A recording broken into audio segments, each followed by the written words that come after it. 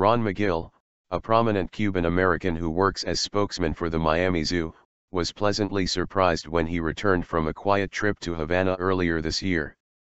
For the most part, his friends and acquaintances, many of them second and third generation Cuban Americans, responded warmly when they found out about his visit, said Magill, 55, who toured the island in April with U.S. Zoo and Aquarium directors. "I've been surprised at the lack of negative responses and overwhelmed by the amount of positive ones," he said. Not too long ago, Magill's trip would have angered many in the city's large exile community, who have long condemned visits as undermining a policy of isolating Cuba's communist government. For decades, Cuban-American leaders have used their powerful political influence to keep U.S. sanctions in place as long as Fidel Castro and his brother Raul ruled the island nation.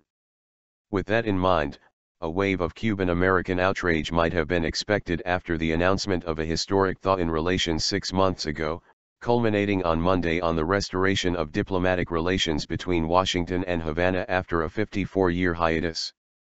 But the hardline pushback never materialized. "It's over and done in Miami.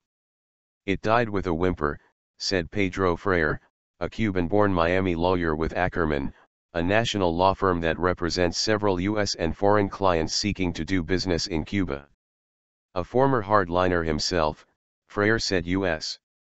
President Barack Obama's new policy was now widely accepted by South Florida's 1.5 million Cuban exiles. To be sure, Cuban-American political leaders such as Republican presidential hopeful Senator Marco Rubio, as well as another Miami-based candidate, Jeb Bush, have accused Obama of appeasing Cuba's communist rulers. But such talk appears to be swimming against the tide. Opponents to restoring diplomatic ties have failed to mobilize large street protests. And while many disapprove of the policy, there is widespread resignation shaped by shifting demographics. The die-hard anti-Castro generation is aging, giving way to younger, U.S.-born Cuban Americans who take a more pragmatic approach.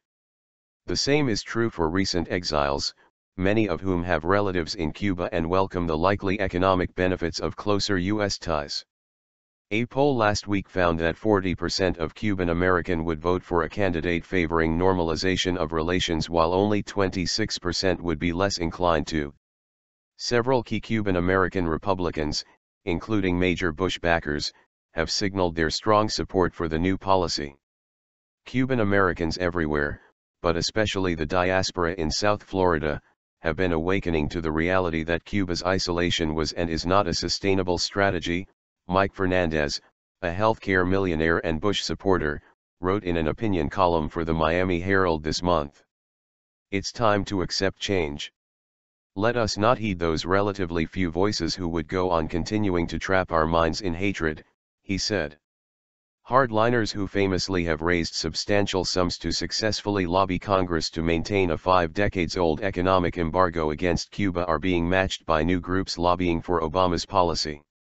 "It seems that Obama enjoys helping enemies and fighting friends," said Remedios Diaz-Oliver, a shipping company owner who left Cuba as a young student in 1961 and is a co-founder of the pro-embargo US Cuba Democracy PAC. "It's all a nonsense," she added, saying Obama gave Cuba too much for nothing in return. "All Obama is doing is consolidating a dictatorship." Supporters of the new policy argue it is a long-term strategy that deserves to be given time to see if it encourages Cuba to move faster toward a free market economy while showing greater respect for human rights. They note the change has been well received by ordinary Cubans on the island, including some leading anti-Castro dissidents. "The old guard still wants heads on the block and Marines on the beach, but they don't seem to have realized that the world had changed," said Eddie Areola, 43, the Cuban-American chairman of a Miami-based community bank who served on Obama's campaign finance committee in 2008 and 2012. "The PACs are raising peanuts compared to the business interests that are lining up," he added, pointing to Cuban business plans announced by JetBlue Airways and Miami-based cruise company Carnival. Meanwhile, more Cuban exiles are making the trek back home, some out of nostalgia for forgotten homes and dead relatives, others to explore future economic opportunities, even scouting out future retirement homes. Magill, the zoo spokesman, came back from his visit convinced the policy change was smart. I was uncertain before I left as there were certain members of my family that were strongly against any travel to Cuba, so I wanted to see for myself, he said. I've never been prouder of my Cuban roots.